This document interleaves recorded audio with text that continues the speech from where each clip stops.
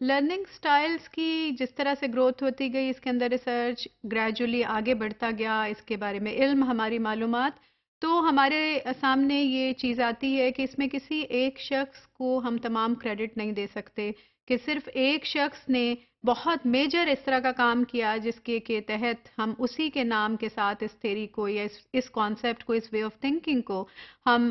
اس کے ساتھ ڈیڈیکیٹ کر دیں۔ اس میں بہت سا ایک انکریمنٹل پروسیجرل ورک ہے جو کہ step by step different levels پہ اس تھیری کو، اس کانسیپٹ کو ایڈوانس کرتا رہا، اس کو آگے اس میں ایڈوانسمنٹ لے کر آتا رہا،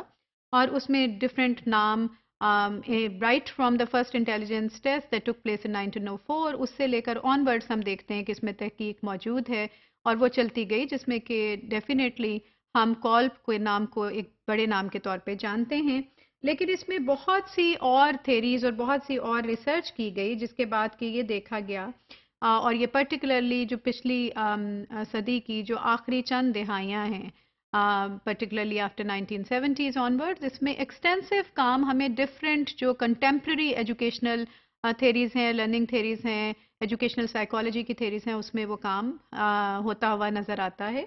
اور اسی میں جو ڈفرینٹ طرح کی تھیریز تھیں جنہوں نے ڈائریکٹ لرننگ کے پروسیجر کو اور کوگنیشن کو لنک کیا ڈفرینٹ ادر فیکٹرز کے ساتھ،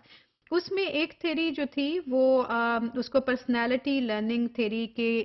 کیٹیگری کے تحت بھی ان تھیریز کو جانا جاتا ہے۔ اب اس میں بیسیکلی کیا ہم جاننے کی کوشش کرتے ہیں کہ انسان کی پرسنالٹی ایک انسان کی دوسرے انسان سے فرق ہے۔ ایک ہی گھر میں رہنے والے، ایک ہی کنبے کے جو ممبر ہوتے ہیں، اس میں ایک ہی فیملی میں، ایک ہی گھر میں پلنے بڑھنے والے بچوں میں بھی ان کی پرسنالٹیز ڈفرینٹ ہوتی ہیں۔ ایک بچہ بہت زیادہ سوشل ہو سکتا ہے، بہت فرینڈلی ہو سکتا ہے، بہت زیادہ وہ ورڈ سمارٹ ہو سکتا ہے، جبکہ دوسرا بچہ بہت شائے ہو سکتا ہے، ریزروڈ ہو سکتا ہے۔ ایک بچہ بہت لاجیکل ہو سکتا ہے، بہت سوچ سمجھ کے کوئی چیز کرنے کا عادی ہو سکتا ہے، اور دوسرا بچہ بہت ایمبیشیس ہو سکتا ہے کہ بے دھڑک وہ کوئی بھی کام کرنے کو امیڈیٹلی اپنے آپ کو آمادہ بھی پاتا ہے اور دوسروں کو بھی حیرانی میں مبتلا کر دیتا ہے۔ So there can be differences with in a house, so same differences are seen with in every class,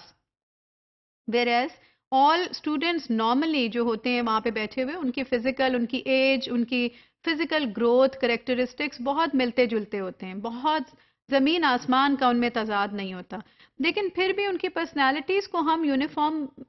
نظر کے تحت، ایک نظر کے تحت ہم ایک ہی کیٹیگری میں نہیں ڈال سکتے، though we can identify the major characteristics of that particular age group. سو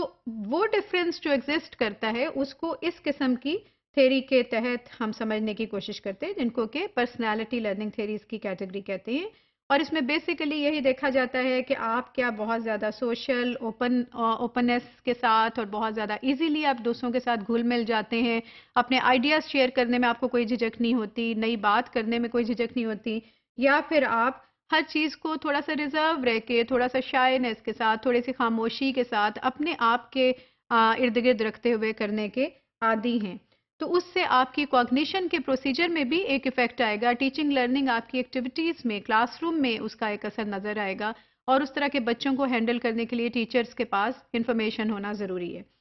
دوسری طرح کی جو تھیریز تھیں جن کو کیٹیگرائز کیا گیا، ان کو ہم انفارمیشن پروسیسنگ تھیریز کے زمرے میں کہہ سکتے ہیں، اور اس میں ہم دیکھتے ہیں کہ ہر انڈیویجول کس طرح سے انفارمیشن حاصل کرتا ہے اور کیسے وہ پھر اس کی ڈفرینٹ انٹلیکچوئل اپروچ ہوتی ہے، کون سی پریفرڈ انٹلیکچوئل اپروچ ہے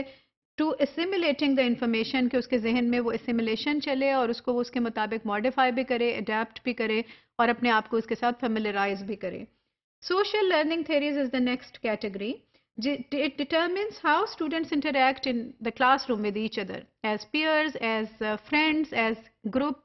members, team members, as leaders. So how do they just interact, appreciate and identify each other's roles and responsibilities?